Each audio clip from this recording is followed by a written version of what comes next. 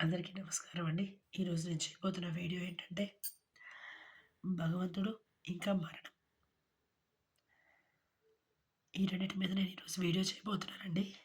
ఒకవేళ కొంచెం లాంగ్ అయితే గనుక లాంగ్ వీడియోగా అప్‌లోడ్ చేస్తాను. దయచేసి చూడగలరు. మొదట మరణం గురించి మాట్లాడుకుందాం. ఈ సాధన అనే బుక్‌లో నుంచి నేను ఈ వీడియో చేస్తున్నానండి. ఇక్కడ ఏమని ఇచ్చారంటే మరణం గురించి కొందరు మనుషులు ఇబ్బంది పడుతూ ఉంటారట. ఏదైతే నిజం ఉంటుందో దాన్ని ఒప్పుకోవడానికి. అది ఏ నిజం అంటే మనం ఎలా పుడతామండి? తల్లి కడుపులో ఒక పెండంలాగా ఏర్పడి అదే ఒక చిన్న నలుసులా ఏర్పడి పెండంలా రూపాంతరం చెంది ఒక జీవిలా ఊపిరి పోసుకొని బయటకొస్తాం. కొంతకాలం అంతా గడుపుతాం. కానీ ఎలా వచ్చామో మనకు తెలీదు. ఎలా వెళ్ళిపోతామో కూడా మనకు తెలీదు. కానీ ఈ మధ్యలో ఉన్న కాలాన్ని మనము చాలా ఎక్కువగా ఊహించుకొని ఇదే జీవితం అంటే ఇదే కరెక్ట్. ఇదే అసలు అని ఊహించుకొని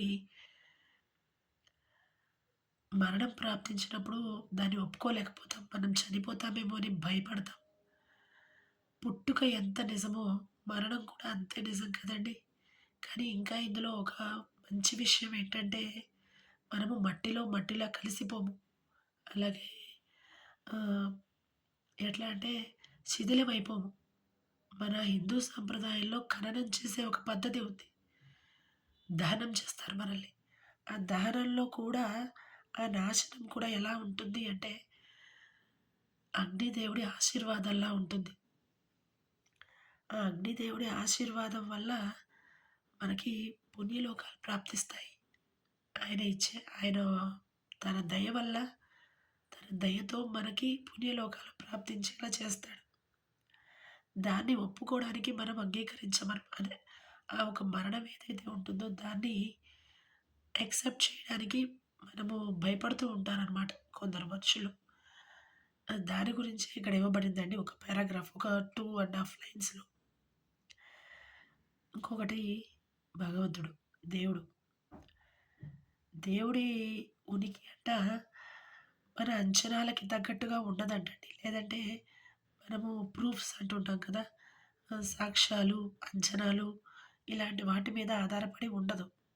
ఎందుకని అంటే ఆహ్, ఆయన్ని తెలుసుకోవడం అనే ఒక ఆసక్తికరమైన విషయంలో మన ప్రమేయం లేకుండానే మనం అన్నిటి గురించి మాట్లాడుతూ ఉంటాము, అనలైజ్ చేస్తూ ఉంటాము, డిస్కస్ చేస్తూ ఉంటామంటండి.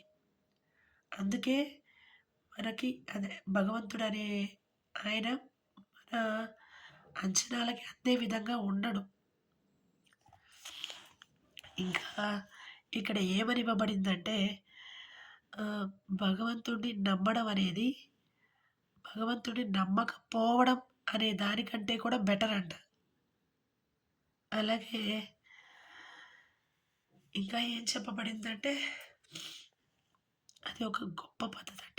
అదొక గొప్ప విషయమట. ఎలా అంటే భగవంతుడు మనలో ఉన్నాడని తెలుసుకొని అంటే మనము, మనము అనేది పరిమితమైన ఇప్పుడు మన ఆకారం కావచ్చు, లేదంటే మనం మన మన మన ఈ యొక్క శరీరంలో ఉండే గుండె కావచ్చు, ఏదైనా పరిమితమైన పదార్థం కదా! ఆ పరిమితమైన పదార్థంలోకి పరమాత్మ రావడం అనేది, పరమాత్మ అందులో కొలువుండడం అనేది అపరిమితమైన విషయం. ఇక్కడ అదే ఇవ్వబడిందండి.